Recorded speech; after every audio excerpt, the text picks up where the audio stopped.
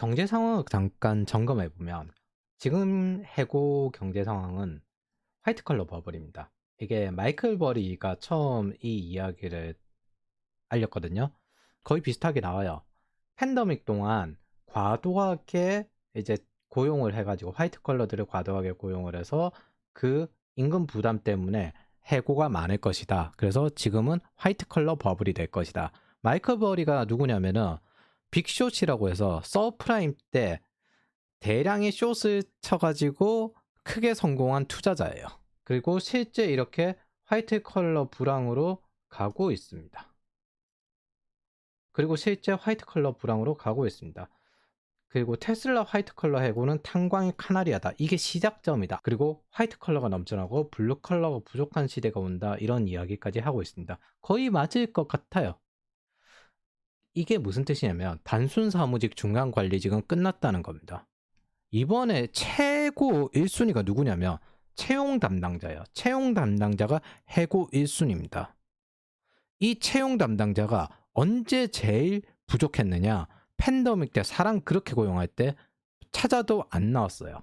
지금은 채용 담당자가 해고 1순위고 앞으로 AI가 채용 담당자를 대체하게 될 겁니다. 경제 배경이 과거랑 달라요. 1980년대 초반 발생한 미국 경기 침체에는 정리해고 중 75%가 블루컬러 노동자들이었거든요. 폐계화가 진행이 되면서 제조업들이 전부 다 중국으로 옮겨갔어요. 그래서 화이트 컬러가 미국에 가득했는데 이제 제조업이 리쇼어링을 하잖아요. 그래서 블루컬러 일자리는 부족하고 화이트 컬러들은 해고가 됩니다. 팬데믹 동안 너무 많이 고용했다는 거죠. 2008년 세계 금융위기가 터지기 전에도 건설업, 제조업 같이 블루컬러를 고용하는 산업에서 가장 먼저 정리해고를 시작했습니다. 팬데믹이 발생하기 전에 너무 고용을 많이 했어. 지금은 이제 화이트 컬러들을 열심히 자르고 있고, 그래서 이전에 너무 잘랐던 부분은 오히려 사람이 부족하고, 반대로 너무 많이 고용했던 쪽은 이제 해고를 열심히 하고 있는 거죠. 그럼 인플레이션이 팬데믹 머니로 인한 인플레이션이기 때문에 이렇게 그 팬데믹 머니를 청산하고 있는 중입니다. 캐나다, 호주, 미국은 노동 부족으로 인한 지금 인플레이션이에요. 물가가 내려가야 되잖아요. 그럼 식품이나 에너지 그리고 소비재 이런 가격들도 내려갔어요. 근데 임금이 안 내려가요. 그러면 여기에 두 가지 이유가 있는데 첫 번째는 노조가 열심히 반발을 해서 임금 상승 인플레이션을 일으키는 게 첫 번째. 두 번째가 있는데 블루컬러는 노동 인력이 없어요. 블루컬러는 캐나다, 호주, 미국 다 똑같아요. 노동 인력이 없어요. 그래서 이민을 받습니다. 캐나다, 호주는 인플레이션이 나요. 사람이 없으니까 돈을 더 줘야 이쪽으로 올 거 아니에요. 그래서 인플레이션이 나기 때문에 사람을 더 찾습니다. 인력난 해소와 경제 성장을 위해서 기술 이민 확대를 열심히 찾고 있고, 미국은 사람은 있어. 사람인데 사람이 일을 안 해. 지금 보면 완전 고용 상태인데 노동 참여율이 안 돌아와요. 아니 잠깐만, 왜 이렇게 안 돌아오지? 팬데믹이랑 너무 차이 안 나게 안 돌아와요. 팬데믹 머니 동안 그럼 돈을 많이 벌어가지고 사람들이 주가가 올라서 그래서 안 돌아오나? 그래서 주가가 충분히 떨어졌는데도 안 돌아요. 부동산이 아직 덜 떨어졌다고 생각하고 있는 게 연준의 관점이에요. 근데 안 돌아와요. 그래서 이 사람들이 이제 더 이상 일을 안 하는구나. 그걸 깨달은 거죠. 네, 팬데믹 이전에 빈부격차가 심하다. 그래, 그러면은 너네가 숙련이 안 되어도 일할 수 있는 일자리를 줄게. 그래서 리쇼어링을 해가지고 제조업을 열심히 만들고 헬스케어 일자리를 열심히 만들었어요. 그랬더니 블루컬러 일자리가 생겼는데 저숙련에도 일할 수 있게 되었거든요. 안 해요. 오히려 이게 나오고 있습니다. 조용한 퇴직. 야, 퇴직하자. 뭐 해고돼도 모르겠다. 퇴직하자. 고민이죠. 우리도 캐나다나 호주처럼 이민을 늘려야 하나. 근데 받자니까 히스패닉계 불법인이 너무 많아요. 예전에 어느 정도 허용해줬거든요. 근데 이게 문제가 뭐냐면 지금 멕시코가 펜타닐을 만들어가지고 미국에 뿌리고 있잖아요. 중국 원료를 받아가지고 펜타닐이 미국 사망률 1위입니다. 지금 자살보다 자동차 사고보다 뭐 총기 사고 문제라고 하는데 이런 거보다 펜타닐이 제일 문제가 커요. 합법 이민은 늘리는데 불법 이민은 단속하겠다. 이게 원래 트럼프의 방식이었잖아요. 트럼프 같은 경우에도 오히려 석사 이상 공학 기술자는 이민 오기 쉽게 만들어 놨거든요. 그래서 애리조나주의 그 프라다 사회주의 하는 히스패닉계 지지를 받는 그 의원도 민주당에 탈퇴했어요. 불법 이민을 단속하겠다. 이게 히스패닉의 표를 자극하기 때문에 정치적 생명으로 따지면 상당히 위험한 정책인데 포기한 거죠. 이제 그 펜타닐도 있고 그래서 대마를 상대적으로 그 합법화 시켜놨더니만 무슨 문제가 생기냐면은 어린애들 대마 복용이 어린애들 그 아동용 대마 복용이 늘어나고 있습니다. 이게 애들이 대마 과자나 이런 걸 먹으려고 한 게 아니라 저게 프링글스나 사탕처럼 이런 식으로 유통이 돼요. 불법 식품이. 대마 불법 식품이 유통이 됩니다. 보면 애들은 이제 모르고 그걸 먹게 되는 거죠. 진짜 마약 과자가 돼버린 겁니다. 그러니까 아동 대마 문제까지 나오는 거예요. 그래서 미국이 지금 이것 때문에 심각한 상태입니다. 오피오이드 이후부터 계속 저고생을 하고 있어요. 미국도 지금 인력이 부족한 상태입니다. 고용이 증가한 분야는 어디냐 그럼? 헬스케어, 제조업 분야. 그리고 반도체 리쇼링과 그린 뉴딜 덕에 제조업 분야가 늘어났죠. 그리고 소매화 정부. 헬스케어 같은 경우에는 의료 계통이 지금 잘 나가고 있기도 하고 미국이 지금 현재 이제 미국도 고령화에 들어갔어요. 다만 이제 미국은 출산율도 충분히 있기 때문에 우리나라 같은 이제 고령 사회가 되진 않죠. 그래서 이런 상태로 늘어나는 것들이 뭐다?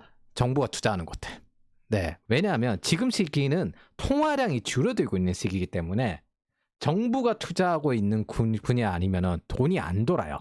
즉 뭐 B2G 사업들만 잘 돌고 혹은 정부가 따로 이제 늘리는 일자리만 늘어나고 있다는 거죠. 다른 의미로 따지면 정보 의존성이 좀 높아서 이게 통화가 한번 풀리고 난 다음부터는 상당히 경쟁력을 잃을 가능성도 있다. 그 부분도 고려해야 한다. 임금 제일 높은 게 유틸리티예요. 근데 정보통신은 임금 상승이 떨어지고 있거든요. 전년 동기 대비 오르긴 했지만 떨어지고 있어요. 이게 무슨 뜻이냐면은 이제 스타트업이나 이쪽으로 이직을 한다는 거예요.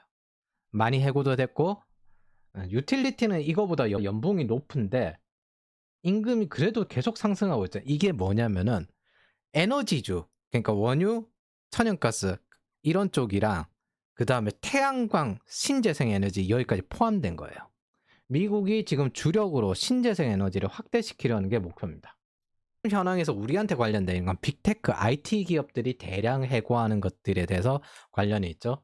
메타, 아마존, 넷플릭스 그리고 사전 대량 해고를 줄이기 위해서 선제적인 어느 정도 해고와 비용 줄이기를 하고 있는 애플과 구글, 마이크로소프트가 있습니다. 신용 등급이 높은 주가 상위 기업들이잖아요. 거의 미국 신용 등급과 유사한 급의 주가 상위 기업들이 이런 식으로 지금 대량 해고를 하고 있습니다. 그럼 해고 대상들이 1순위가 뭐냐? 전문직 이민자들입니다. 미국의 지금 빅테크들은 정치권 로비가 셉니다. 덩치가 크기 때문에 정치권에서 자꾸 견제하려고 해요. 정부 견제를 막기 위해서. 기본적으로 해고를 하더라도 영주권자, 즉 비투표권을 가진 시민권을 가진 사람이 아니라 영주권을 가진 사람들을 해고하는 게 그나마 괜찮은 선택이에요. 그리고 아마존이 진짜 주 견제 대상 중에 하나인데 진보 계통의 정치권 로비를 견뎌내기 위해서 아마존이 주 견제 대상 중에 하나인데 아마존이 약간 워싱턴 보수 쪽 가깝거든요. 워싱턴 타임즈도 제프 베조스가 인수를 했고 진보 계통에 있는 뉴욕 타임즈가 워싱턴 타임즈의 경쟁자잖아요. 그래서 진보 계통의 정치권 로비를 정치권 견제를 견뎌내기 위해서 무리하더라도 많은 채용을 했습니다. 대기업도 필요하다 하면서. 근데 해고를 하려면 전문직 이민자 이 사람들이 해고를 해야죠. 민주당 정권 노조쌤 블루컬러를 해고한다? 그러면은 견제에 더 세게 맞아요. 그리고 H1B 비자 영주권 빅테크에 있는 이유 자체가 스타트업에 함부로 들어가면은 나중에 비자 때문에 협박당할 수도 있고 이직도 못할 수도 있어요. 이직을 못하게끔 비자로 협박받을 수도 있어요. 그래서 여기 있는 것도 꽤 있거든요. 개인적으로 이런 것들을 저는 스포츠 에이전트처럼 이런 식으로 에이전시 시스템을 해결해 보는 게 어떨까? 이게 되나? 여차하면 파견했어야 되는 거 아닌가? 그래서 그런 식으로 고민을 하고 있습니다.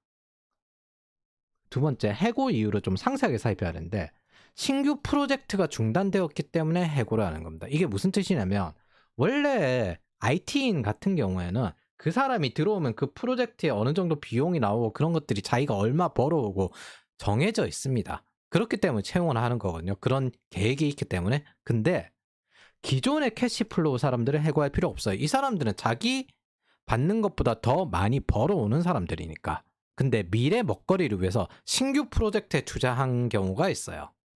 그 팀들을 전부 다 지금 엎어내는 거죠. 예전에 팬더믹 머니와 저금리 시기에는 대량 채용해서 그게 가능했는데 신규 프로젝트가 지금은 이제 중금리 상태잖아요. 그러면은 이전에 트위터나 우버처럼 적자 경영하면서 기분 내던 그게 안 된단 말이에요. 그러니까 해고를 해야죠.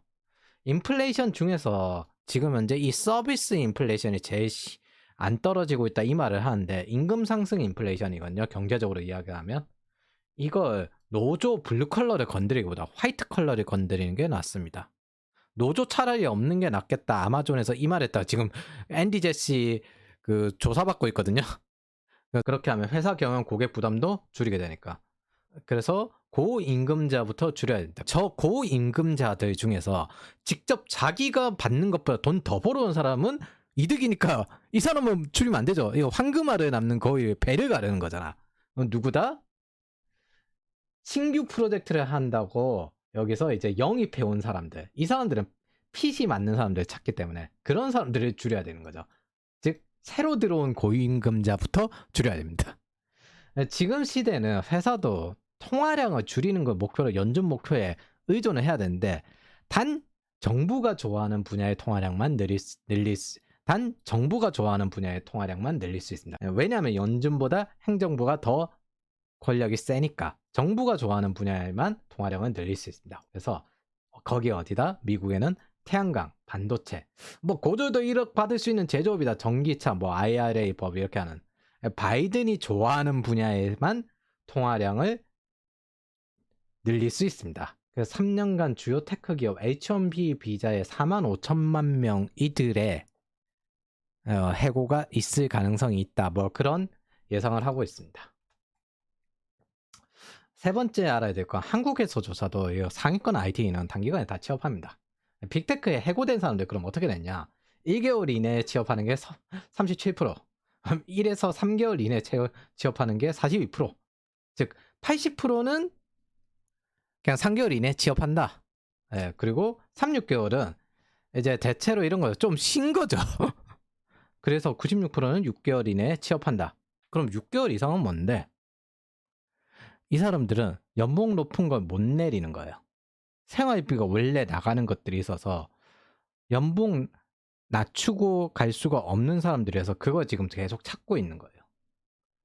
혹은 돈을 충분히 많이 벌어서 완전히 놀고 있거나. 근데 그런 경우는 별로 없을 테니까 이 5% 정도는 거의 선택적, 자발적이라고 보시는 게 맞을 겁니다.